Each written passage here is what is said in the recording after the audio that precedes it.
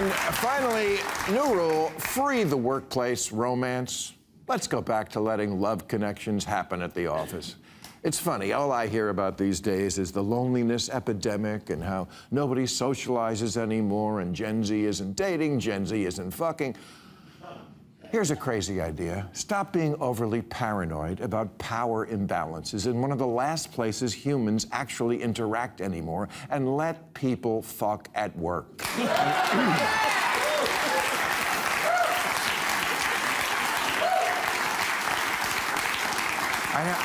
I don't mean literally have sex in the supply closet, but flirt, acknowledge mutual attraction, and maybe get into a relationship. And then have sex in the supply closet.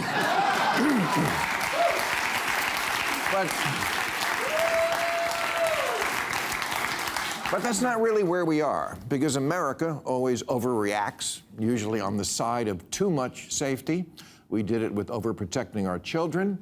We did it with drugs, because some people get addicted. For decades, no one was allowed to even smoke pot legally. And we do it with sex. In Congress, they already have a rule that says you can't date anyone in your own office, and now they're considering one supported by Speaker Mike Johnson that would ban members from dating any staffer from any office. Because telling people who they're allowed to love is repulsive when the Bible does it, but it's okay when it's a weirdo like Mike Johnson.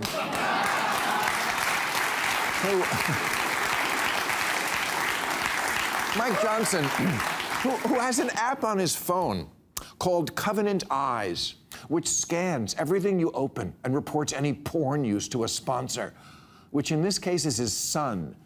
Ew. But you know, Mike is not the only one who supports this. It's bipartisan. AOC agrees. Yeah, she says no one who works on Capitol Hill should ever date anybody else who works on Capitol Hill. Okay, but where else are they supposed to meet? It's where they spend all their time. They run home to get 4 hours of sleep, eat a toaster strudel, and run back to the office to write the actual bills that their bosses, the elected representatives, don't even read. But AOC says there are a lot of fish in the sea. If someone is seeking a partner, we don't need to necessarily do that here. No, you don't have to, but maybe if you did, your eggs wouldn't be in a freezer on 14th Street.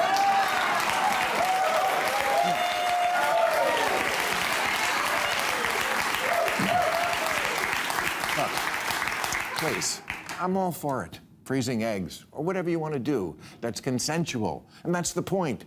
Stop punishing all the people who want a consensual relationship because offices contain some male creeps, as does everywhere in life. The question is it the smart thing to throw out the baby making with the bathwater? And according to a recent article in Inc., called Gen Zers and Millennials Want Workplace Romance Normalized, even if it breaks company rules. No, it's not.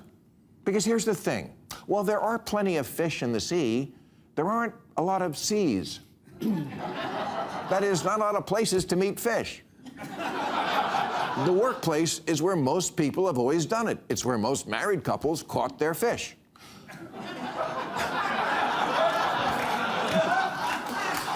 Forbes did a study and found 43% of workplace romances ended in marriage. The other 50%, 57%, ended on the Jumbotron at a Coldplay concert.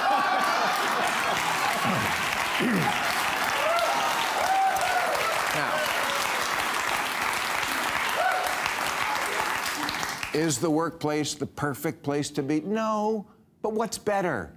Dating apps? Bars? Which are now places where people go out and yet somehow are still on their phone? Of course, no woman in an office wants the guy in the next cubicle giving unsolicited back rubs or making comments about her appearance, unless he's cute, and then it's, why is he ignoring me? But that stuff is already, if not outright illegal, very frowned upon. This is 2026. Every company has an HR department now. When a true predator like Eric Swalwell was finally exposed, people said, what took so long? Well, what took so long is nobody reported it for a long time. Now, does it take guts to do that? Sure, yes. But call me a radical feminist. I think women in 2026 are capable of guts and of handling most clumsy overtures without an act from Congress.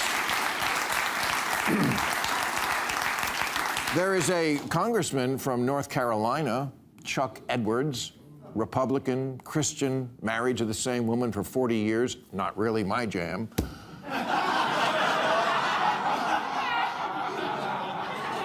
But I also don't think he should have been forced out of his race, which he was, for what he did, which wasn't much. A bipartisan House Ethics Committee did a full investigation and found zero evidence of sexual activity, physical contact, or lewd propositions.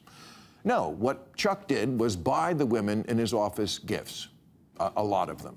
He bought shoes, jewelry, purses, cell phones, laptops, massages, kitchen appliances, spa treatments. You know, a real monster. One time, after a staffer had a bad breakup, Congressman Edwards paid for her and a friend to go to New York and see Hamilton without him on the trip. The only thing this guy couldn't keep in his pants was his credit card.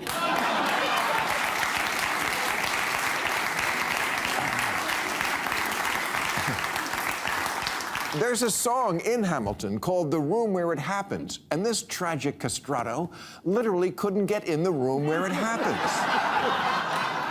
A room he paid for, which explains his campaign slogan, I still believe in a place called the friend zone.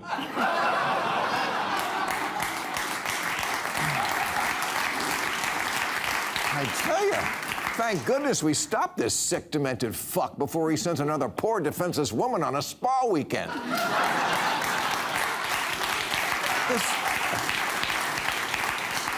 This maniac even wants to arrange for a singer at a staffer's birthday party.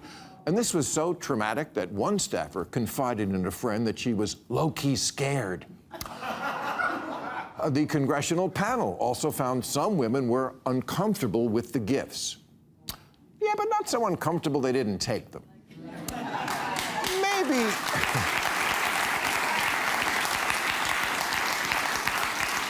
Maybe let's all try a little more romance and a little less hypocrisy. You know, we hate it when people have sex in the office, but you know what TV show we love? The Office. The most popular sitcom of all time, reproduced all over the world, and the entire show is an HR department's worst nightmare. Everybody is either fucking or trying to fuck everybody else, and it doesn't make anybody low-key scared. Jim and Pam, Jim and Karen, Michael and Jan, Michael and Holly, Aaron and Gabe, Aaron and Andy, Aaron and Pete, Ryan and Kelly, Angela and Andy, Angela and Dwight. There was less incestuous fucking in Fleetwood Mac.